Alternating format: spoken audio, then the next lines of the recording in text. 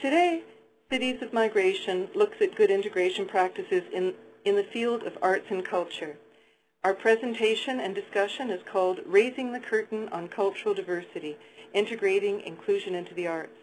In the next hour, we will learn about successful strategies for community engagement, creative mentoring, and for promoting immigrant integration through the arts.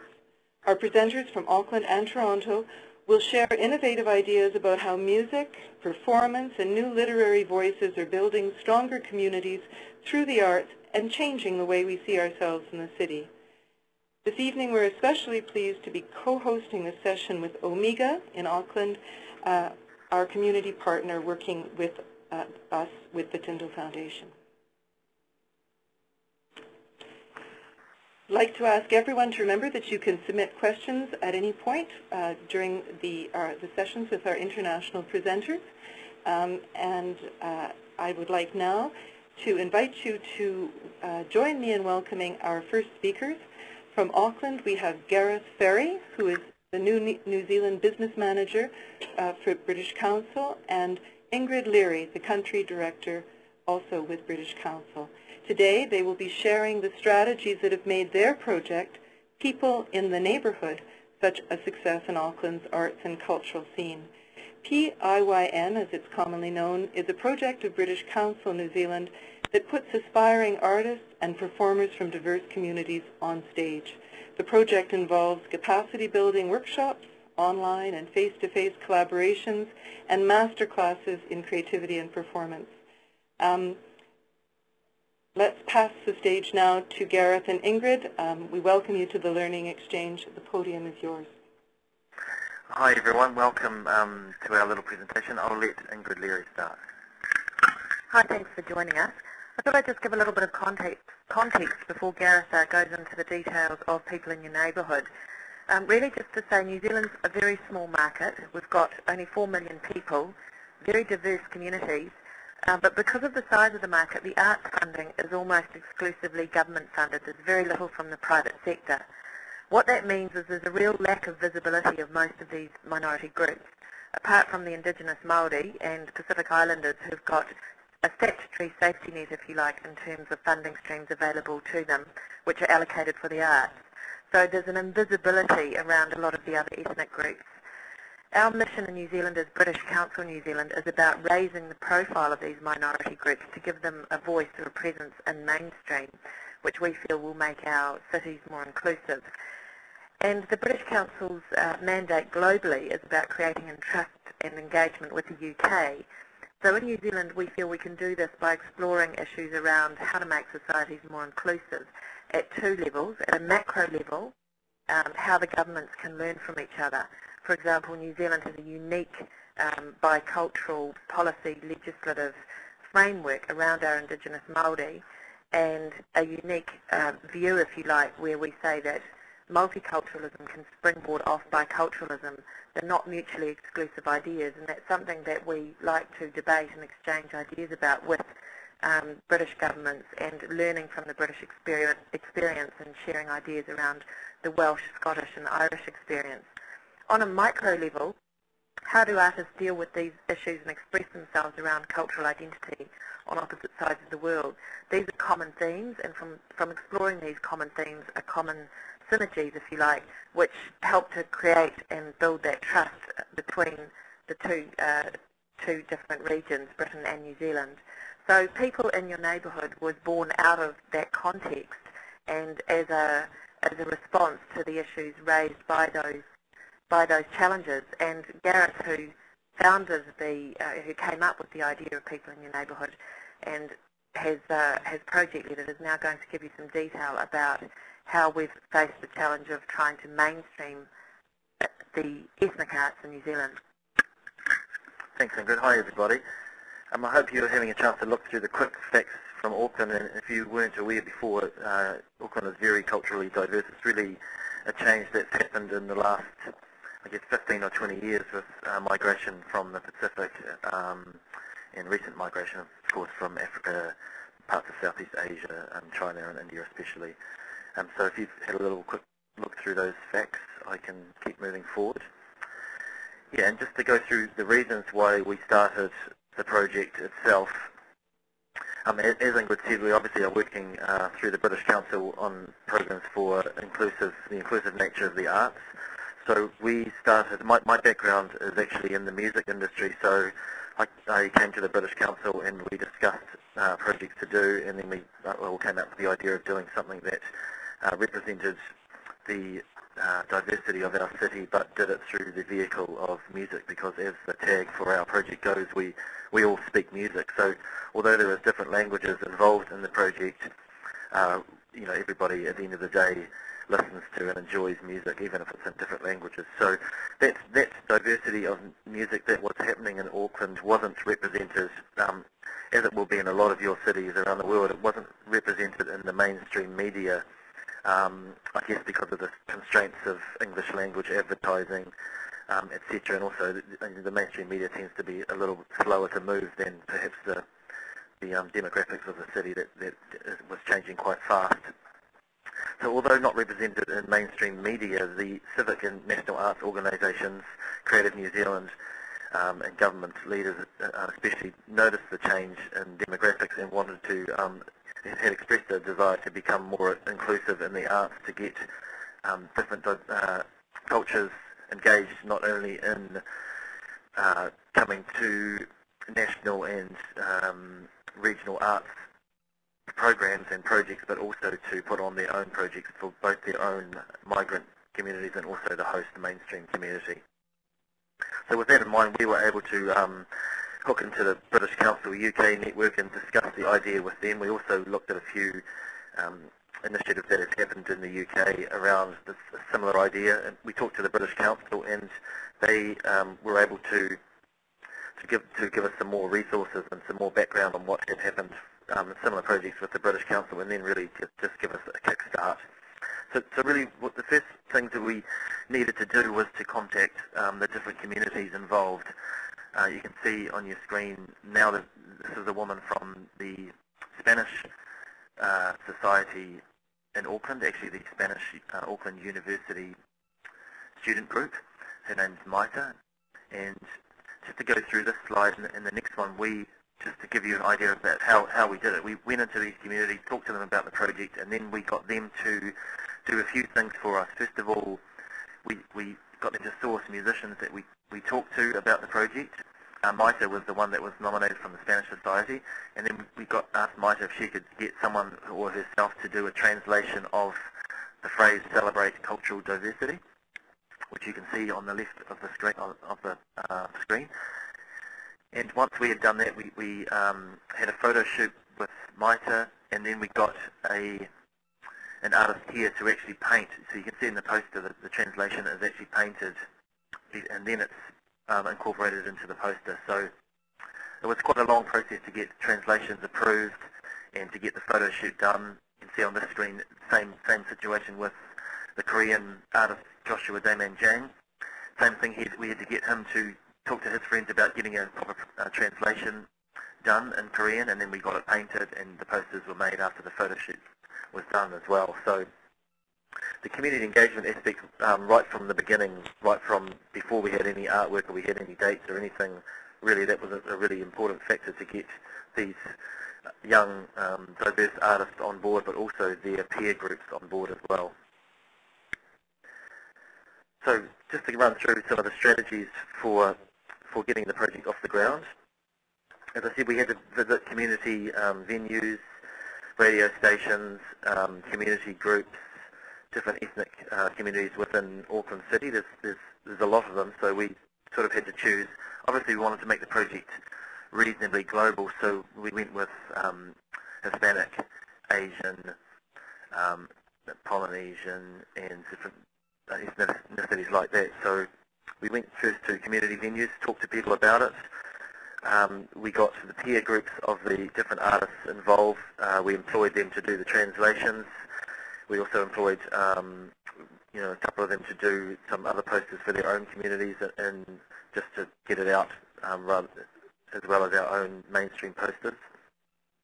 And then we also engaged a media company to go in, and this is sort of 3 or 4 months before we launched the project with the actual productions and the events, we found stories from the artists, got a PR company to go and interview the artists, and started to find stories about them and their background and what they were doing in New Zealand, and just sort of promoted them as individuals in themselves, which was quite a good strategy because we were enabled to spread our reach within the media with stories of people who had come to this country and had done quite well, and who were actually almost, in some instances, with Joshua, the Korean artist, he was quite a little bit of a star in Korea as a hip-hop artist, but in New Zealand he couldn't get any music on the radio or anything, even though he'd released albums in Japan and Korea. In New Zealand it wasn't really happening. So once we'd sort of gathered the artists involved and got the artwork running, we started to approach government agencies for support through their networks, but also really for support inside their actual organisations, with letting people know about it, getting more people involved. Anything we needed to do utilising for the production, whether it was recording studios or people to supply the lighting, we asked all our partner organisations first if they could recommend people within their diverse networks. So we tried to keep as much of the work as possible within the actual communities rather than relying on mainstream providers. We actually went to the communities as well for people to be involved. So the main people we looked at were the Human Rights Commission, initially the Human Rights Commission in New Zealand, a government organisation, and also the Office of Ethnic Affairs, which is another government organisation. And we also decided that we really need to archive the project, so we developed an online resource, PIYN.net, which you can look at online. It's still running at the moment, and it's got the current project, which is happening right now, a lot of information about that on there.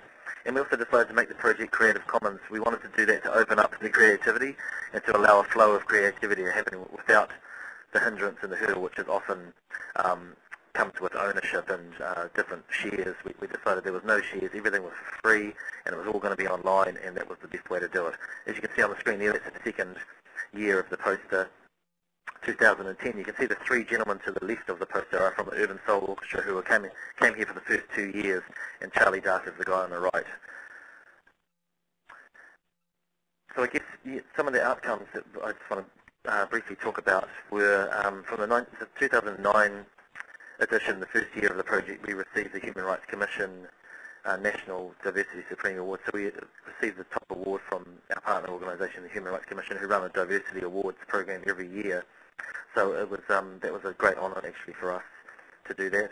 We also a lot of the artists themselves continued to work together outside of the project, so they've met each other through the project and through the creative process involved in the project, and then they continued to keep working outside of the project and continue to work together. So that was a very positive outcome for us actually. And we also found that there was a lot more after the fact, after this especially the first 2 years of the project. We found there seems to be a lot more promotion of inclusiveness and a desire of these different communities to engage in the arts, but to produce their own arts projects that actually both sort of a cross-collaboration between their own ethnic communities and also a desire to engage with the mainstream community and increase the reach of the audience.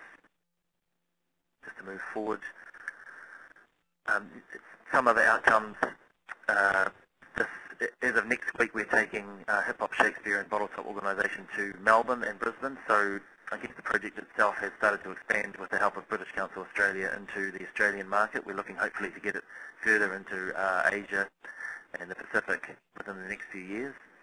So it's now in its third year, and it's opened up quite a lot to provide a lot more capacity building functions, a lot more workshops and collaborations in this year and current and also going forward. I guess the idea of learning takeaways is quite a difficult one, but I think thinking through that, what we really decided to present today was just the fact that, as we all know, celebration of diversity enhances, especially urban city life. I mean, that's where obviously a lot of the diverse communities are in modern urban areas.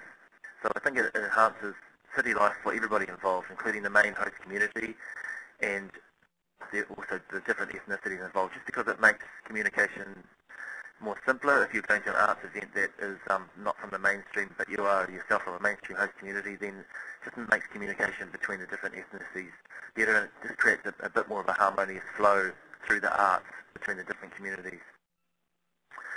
Also provides opportunities for younger non-mainstream artists to empower themselves in their own communities, and also to feel that they have a right and also really an obligation to start promoting their own intercultural arts work.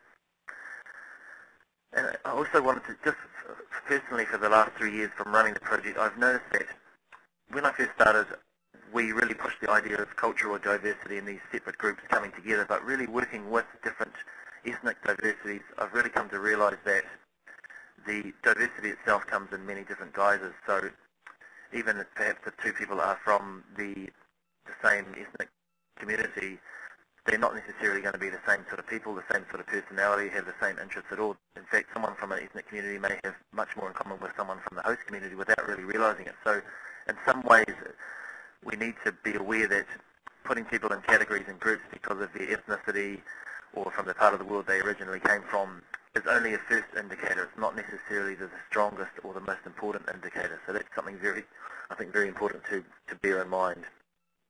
And just moving forward, just lastly to show you that these are just 2 slides I'll leave up before the next presenter, which shows you happening right at the moment. We have the Carla who's come here to do a hip-hop Shakespeare series of residencies with young youth, just to push the idea of entitlement to this elite Shakespeare language and just the commonality with modern urban language, which is, you know, the language and the poetry and the lyricism of both are surprisingly similar. And also we have Oliver Wayman from the ethical trade organisation, Bottletop organisation, who is here to present a half-day seminar tomorrow, actually. So thank you, everybody, for listening in. I hope you check out our blog, diyn.net, and feel free to submit your questions. And it's been a great project to be involved in, and I congratulate everybody who's involved in promoting diversity in our cities. Thank you. Well, thank you, Gareth, and thank you, Ingrid. That was a great presentation, and I'd like to congratulate you for the migrating to Melbourne, and I wish I could be there because this program coming up in July looks just fantastic. So thank you for sharing invaluable lessons about bringing New Zealand's diversity to the main stage. And now, from Toronto, I'd like to introduce you to Julia Chen, our next presenter. Julia is the artistic director of a project called Diaspora Dialogues, a literary organization that supports the creation and presentation of new fiction, poetry, and drama of culturally diverse artists.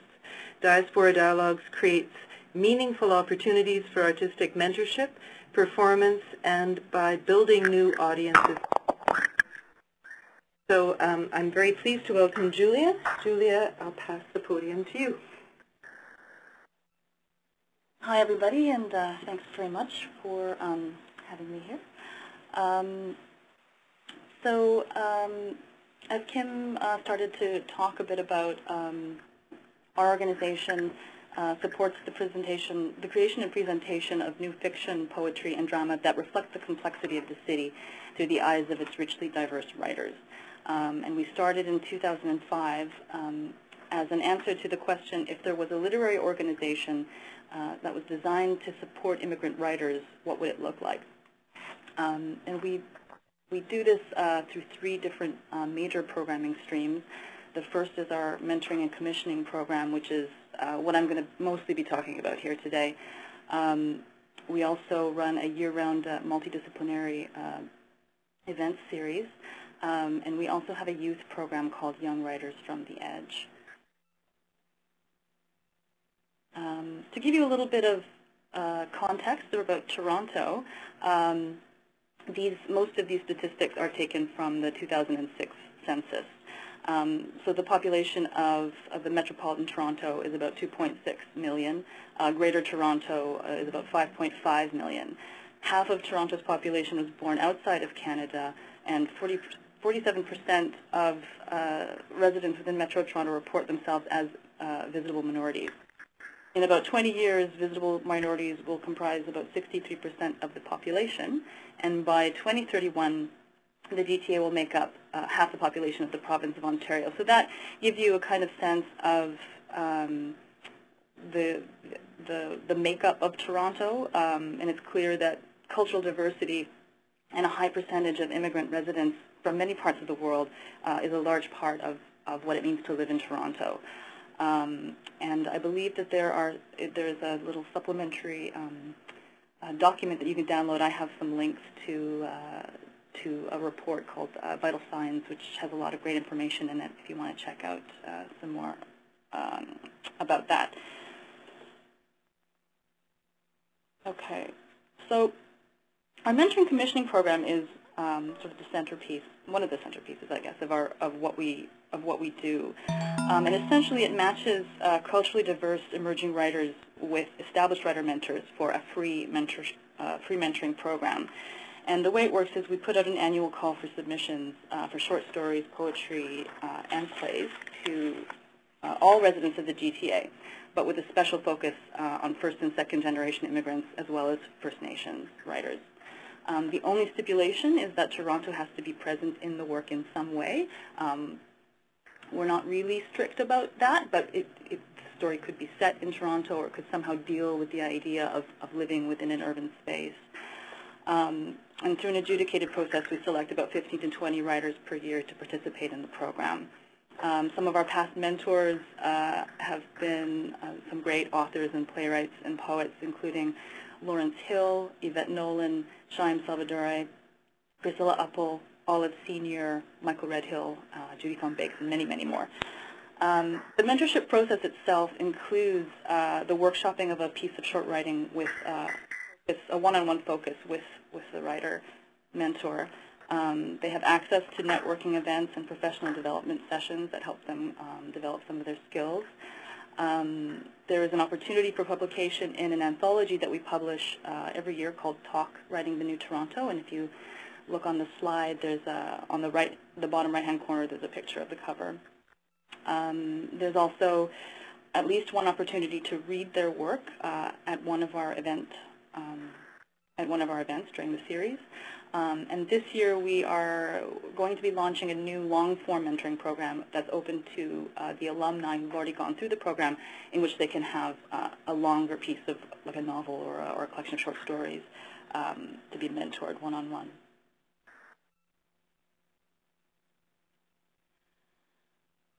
So the program was designed to address a number of concerns. So one is creating community for emerging and newcomer writers. The program provides opportunities for writers to meet each other and to network with each other and with the established writer mentors. And it was a priority for us to bring communities together, which is why we have a very strong intercultural focus. Another concern was giving writers the opportunity to develop their craft and their skills writing in English, if applicable. So they'll have access to learning and developing the craft of actually writing fiction and poetry and drama. And for those people whose first language is not English, they have an opportunity to practice writing in English. And they also have an opportunity, as I mentioned, to read publicly, which gives to develop their public reading skills, which is an important part of being able to build an audience for their work. Another concern was making sure that these writers could have access to festivals and organizations and the audiences that come along with them. So in order to do that, we almost always partner with well-known festivals and organizations such as The Word on the Street, which is an annual book and magazine festival, and it's very large. Scotiabank Nuit Blanche, which is an all-night contemporary arts festival. The Toronto Public Library, which is one of the largest library systems in the world, and Luminato, which is a very large international arts festival that is hosted here in Toronto. And this also gives the festivals and the organizations access to wider and more diverse pools of talent as well. And lastly, one of the concerns was to make sure that we are helping to reflect the diversity of Toronto's population. We think that it's very important for the sustainability of the arts sector and of the community on a wider scale for the writers and artists that we hear from to reflect the diversity of the audience and vice versa. Because part of feeling a sense of belonging is seeing your experiences reflected in the arts on the page and on the stage. So it was our intention to contribute to enriching the literature of the city through the stories and poetry that we develop in the program and that we publish in the book. And it's also important to do outreach to audiences to help with the sustainability of the sector, again, through partnering and also through targeted promotion. In terms of benefits, there are a number of benefits for the program participants and for the community in a larger sense.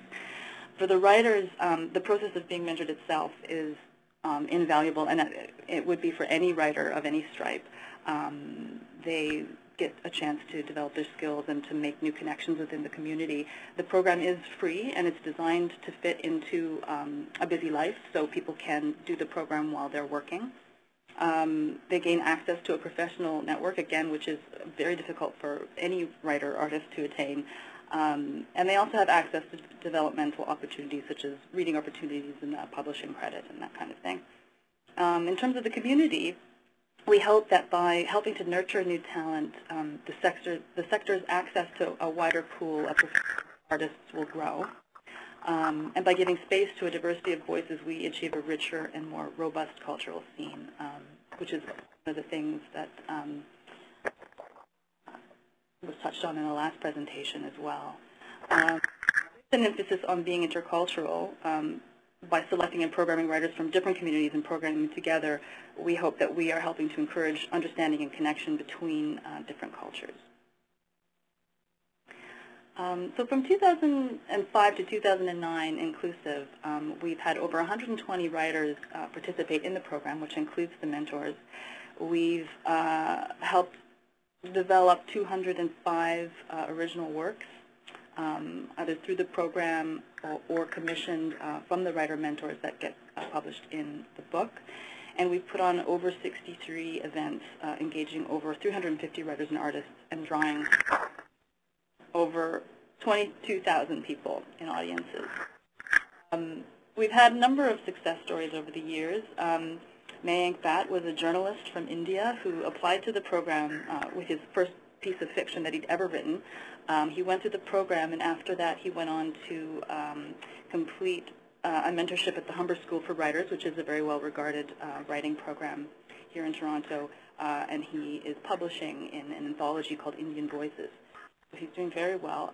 Gili Haimabech was a poet who was originally writing in Hebrew, and when she came to Canada, she started a second career writing poetry in English for Canadian audiences and went on to publish a chapbook and continues to work. We have another writer, a recent writer named Leslie Shimotakahara, who went through our program and through one of our professional development sessions met an agent and sold her first book, which is actually coming out in the fall of 2011, called The Reading List. In terms of how our work is spreading, it seems to us that there is an increasing emphasis in Toronto on programming with an intercultural focus. Unfortunately, I don't think we can claim that we've started this trend, but it is certainly a wave that we've been riding, and that we're seeing it gain ground more and more strongly. There are a lot of other organizations in the community that are doing this work as well.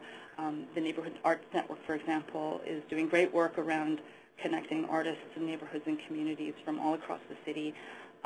There's another organization called SAPAMO, which stands for Cultural Pluralism in the Performing Arts Movement Ontario, which focuses on bringing together arts groups across cultures to discuss and share best practices. And we've been having a lot of requests for knowledge sharing. We talk with a lot of other organizations about our best practices, particularly around the youth work that we've done. We've been able to share knowledge with the Toronto District School Board and organizations like the Girls Action Foundation. In terms of learning takeaways, we really try to, our main point of operation, I guess, is that we see diversity as the norm. So we operate from the idea that diversity is the mainstream, because it is here in Toronto, and we program our work accordingly. We think it's very important to mix disciplines and communities when programming, because this encourages a wider audience to attend, and it increases their exposure to different disciplines and new artists. And again, if you refer to the supplementary sheet, I have a link to an article that somebody wrote about their experience at one of our events, kind of illustrating exactly this. Related to the last point is mixing well-known and emerging writers together on one bill. It's something that we do regularly, again, to encourage a wide audience to attend. It also helps to create opportunities for writers in different stages of their career to meet and network with each other. And lastly, partnering, as I mentioned, is something that we do with almost all of our events. It is a way to maximize both partners' resources in terms of budget and a promotional reach, and it gives our artists access to the partners and vice versa. So I'll wrap it up there. Thank you very much. Great.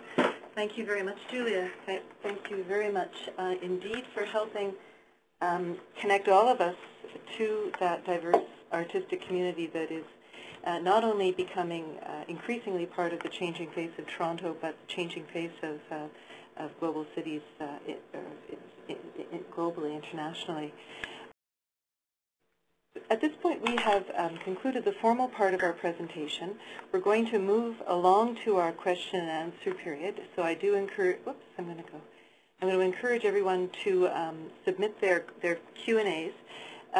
But before we open the question and answer, I think we're going to have a little bit of fun. After hearing from our presenters, we'd like to ask you for your views. We've got a little online poll that we're going to give you. Evelyn is just bringing that on screen now, and let me read that to you.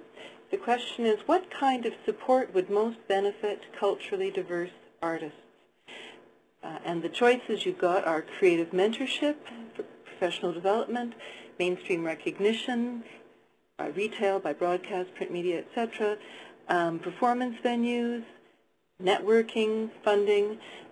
Take your choice. What's your top pick? What do you think would most benefit the culturally diverse artist, the emerging young artist in your community?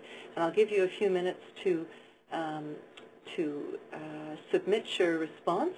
It's easy. Just click, and we'll broadcast the results momentarily. Those were wonderful presentations. Thank you very much. From two of the most diverse cities, that we have amongst the cities of migration mix.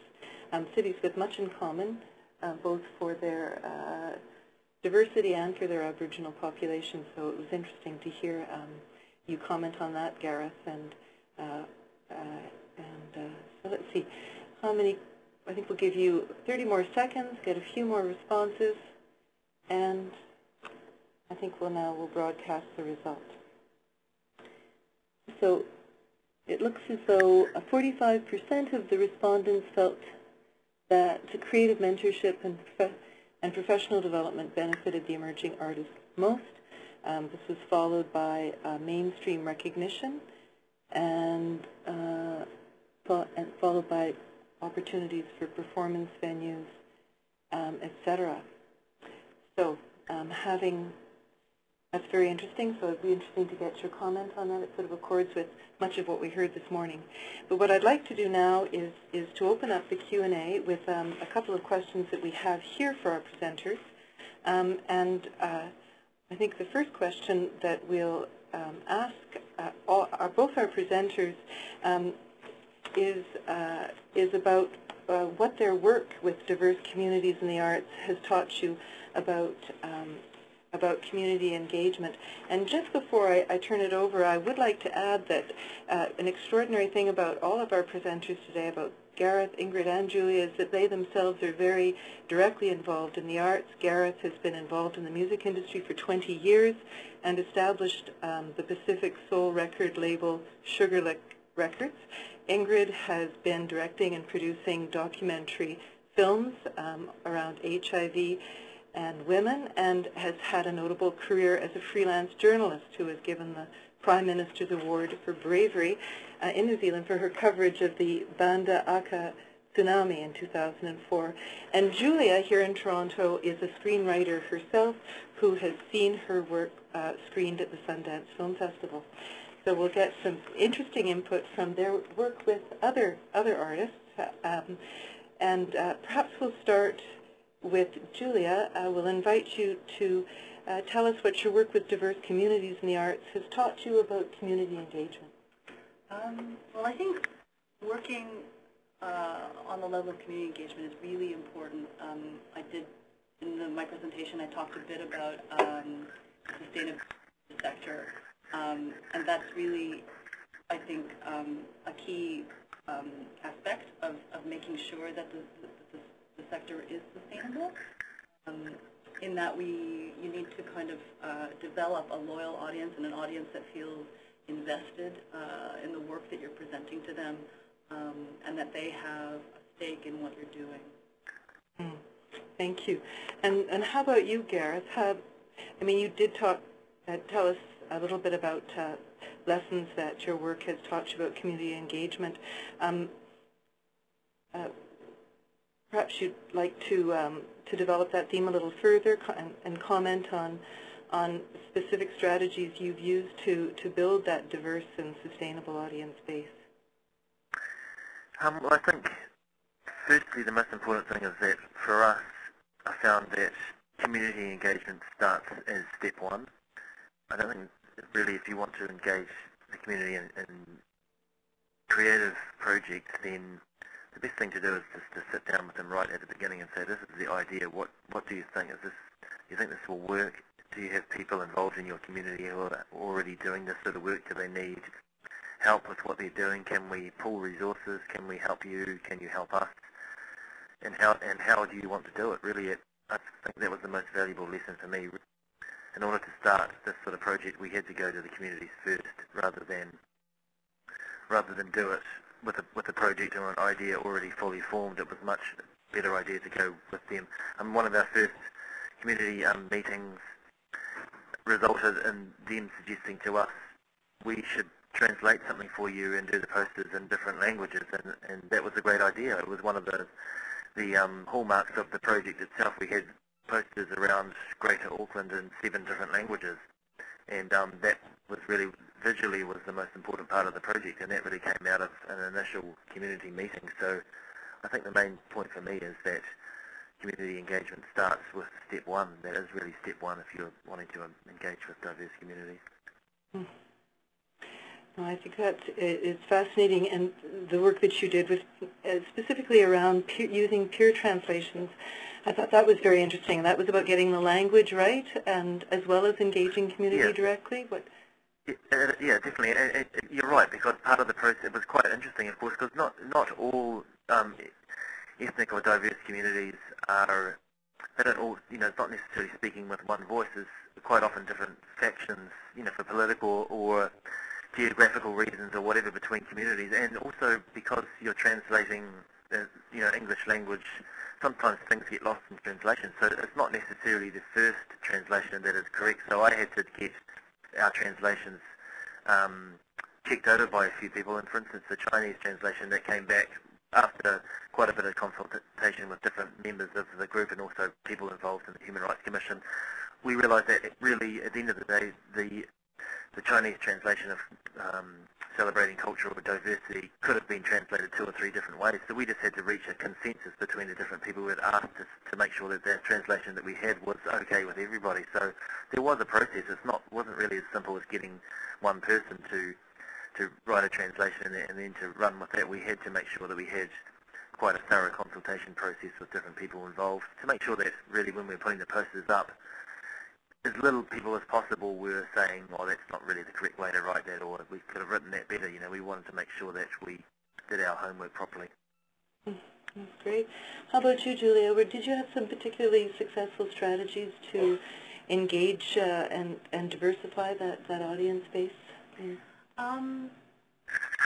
Yeah, I think it comes again, one of the main things that we focus on is intercultural, as I mentioned, and interdisciplinary. And we think that has actually been a really successful strategy in terms of pulling a wide audience, because somebody might come to an event to see somebody, a well-known writer like Lawrence Hill, but then they'll discover, a spoken word artist or a new art form or a new poet that they've never considered before.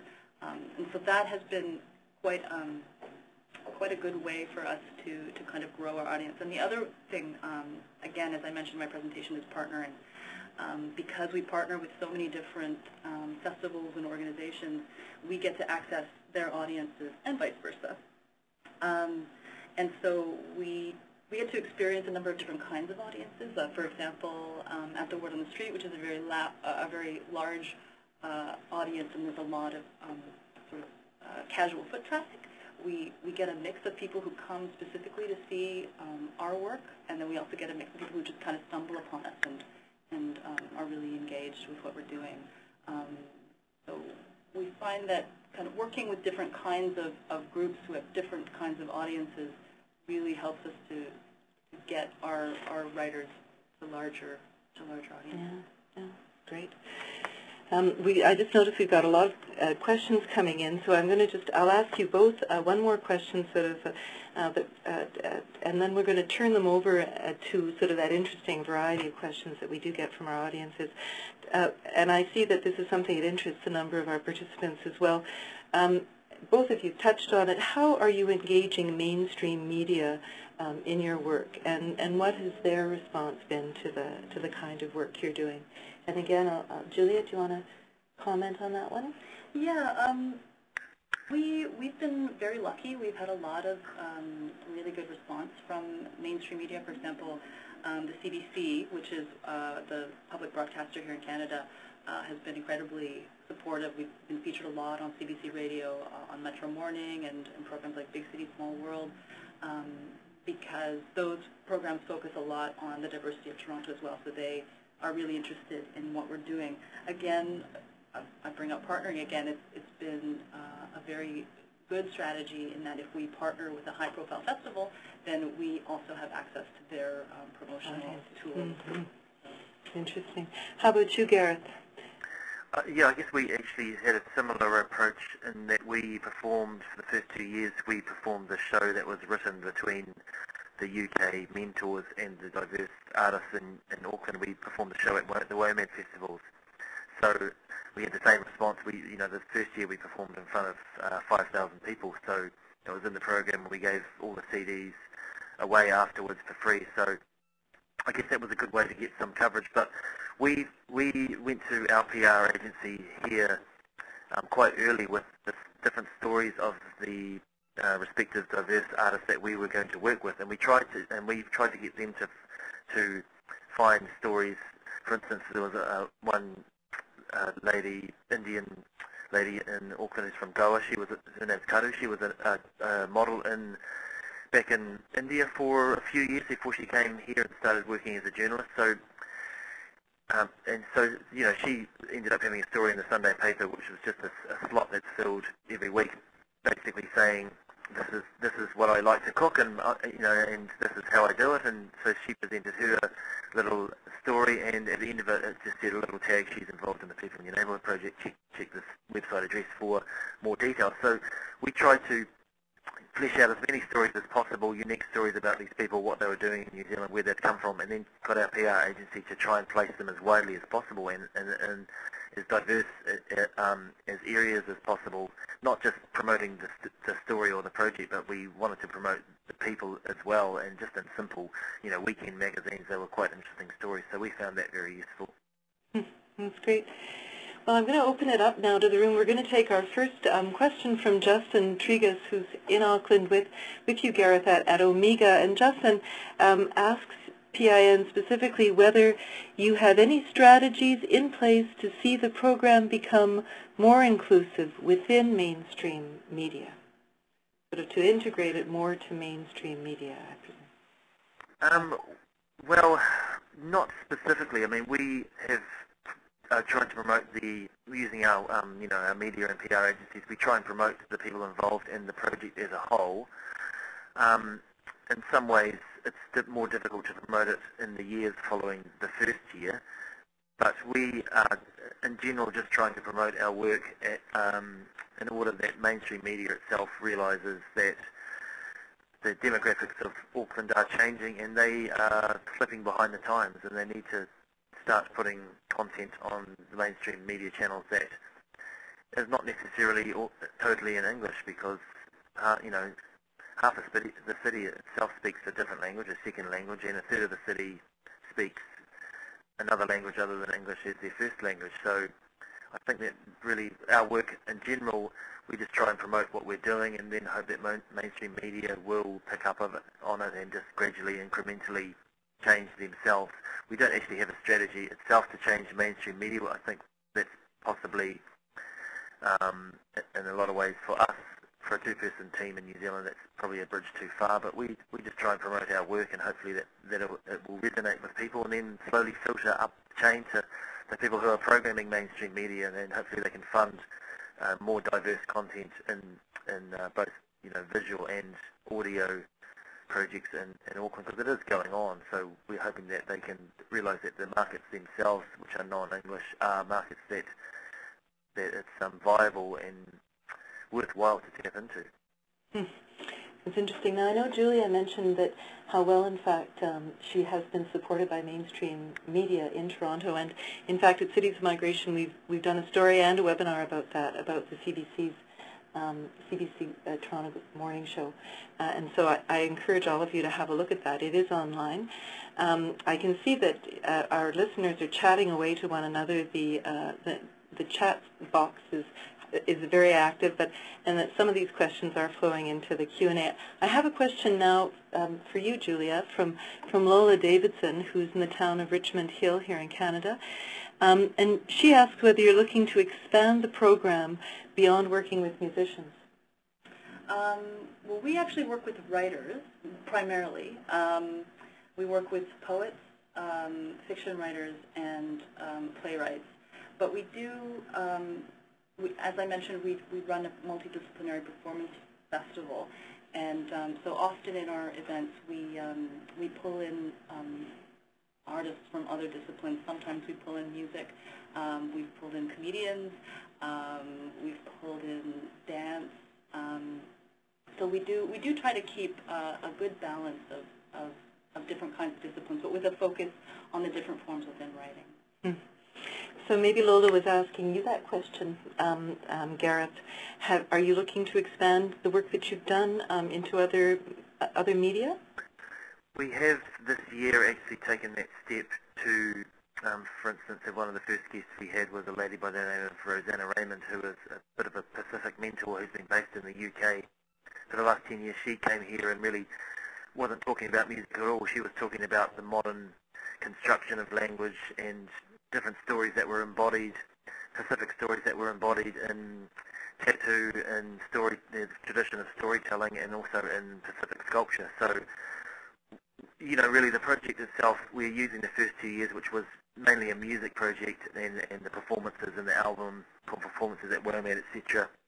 We're using that really to leverage and to explain the idea, but this year we have moved into more of just the intercultural work, and also into using the arts to engage more fully with communities, for economic benefit. For instance, the Bottle Top Guides who are here this week used a project called Sound Effects, which got them into different communities in Brazil and the UK, from the UK to Brazil and different communities in Africa, and they funded education programs about HIV awareness, and they funded the ethical trade and fashion productive program really initially through a music program called Sound Effects. So yeah, we are definitely wanting to expand our reach within different art forms and different areas for sure.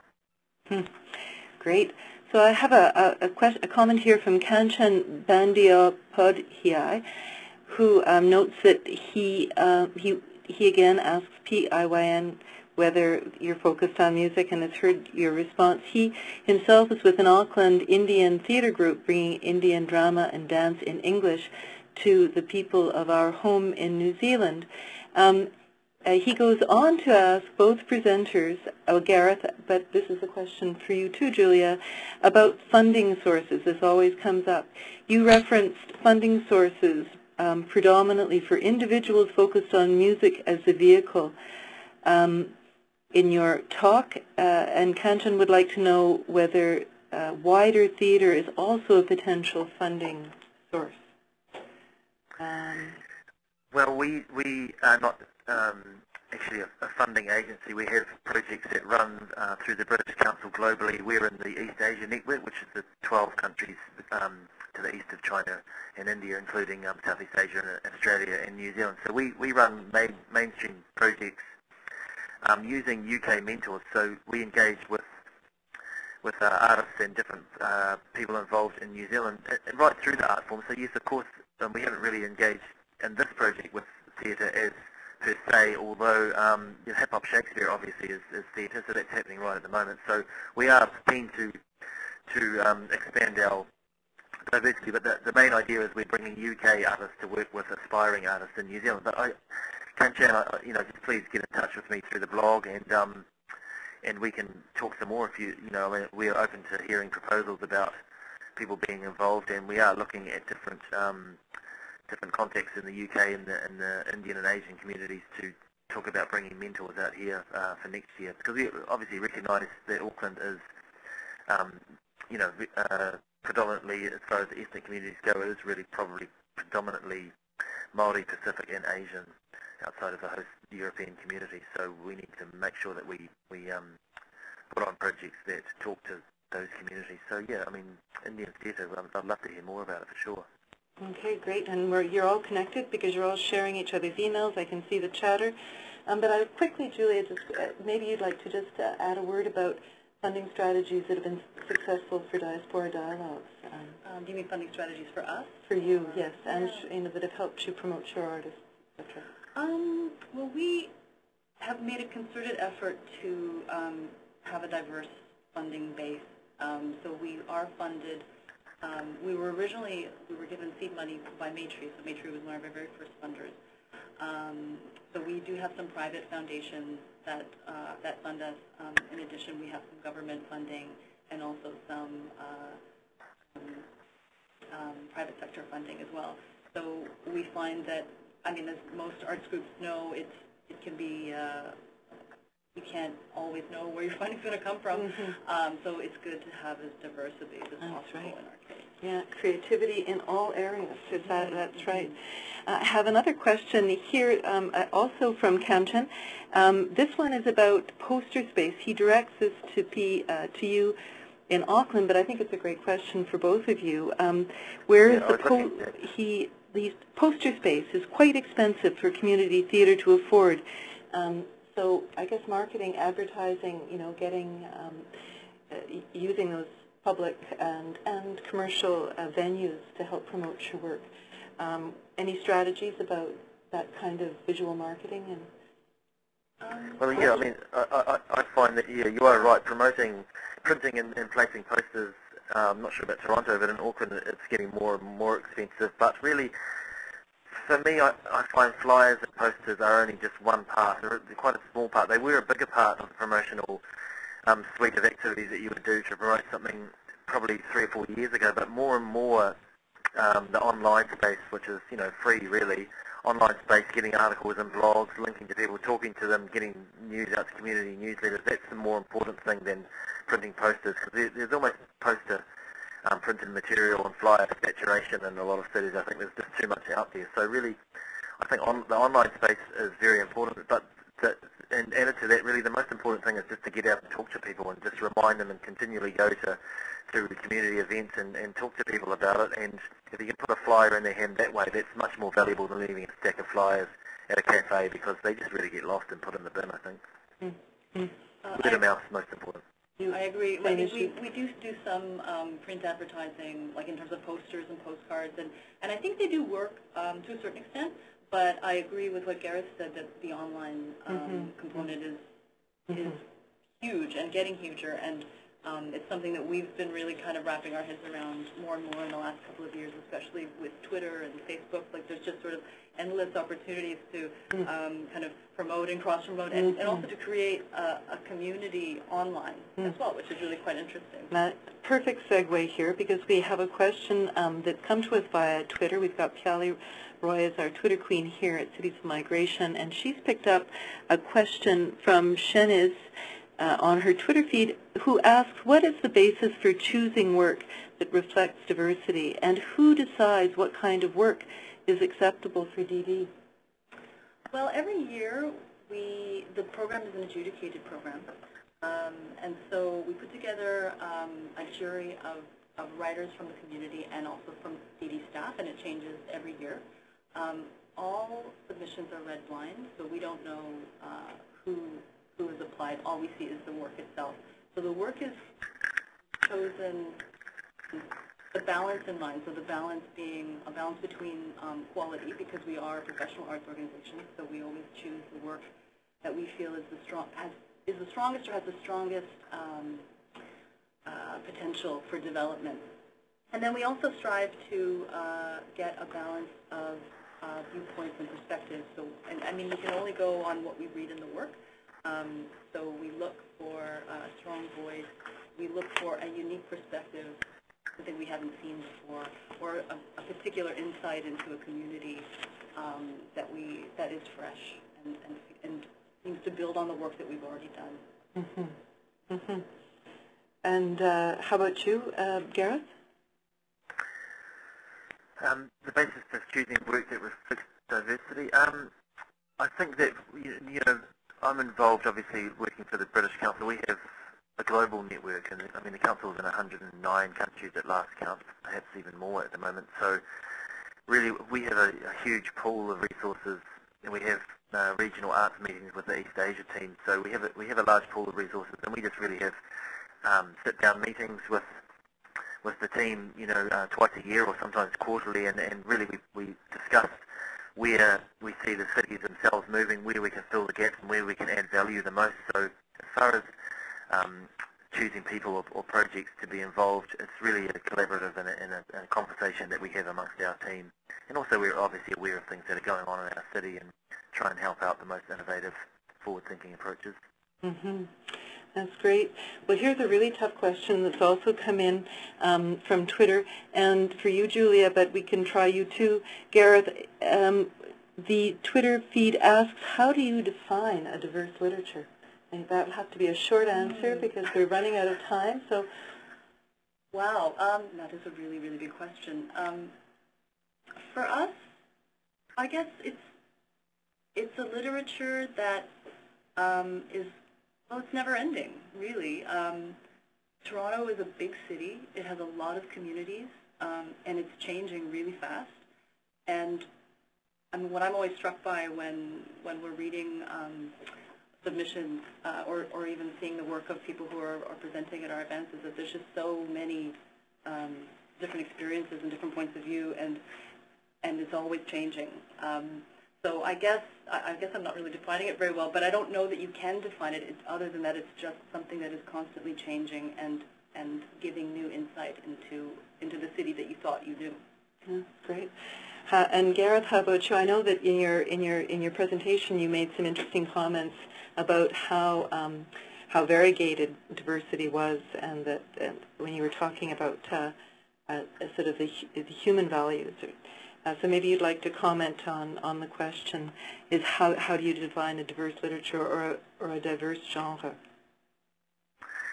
Well, I think I agree with Julie, actually, what she said in her presentation, that diversity really is becoming the norm. I mean, we used to think of ethnic people being perhaps, I mean, in European cities as perhaps being people from, you know, with brown skin perhaps, but I mean, really now we realize that ethnicity and diversity are cultural, they're also economic, and the diversity is personality. So really, I agree with Julia in the fact that for us, really, diversity now encapsulates everybody.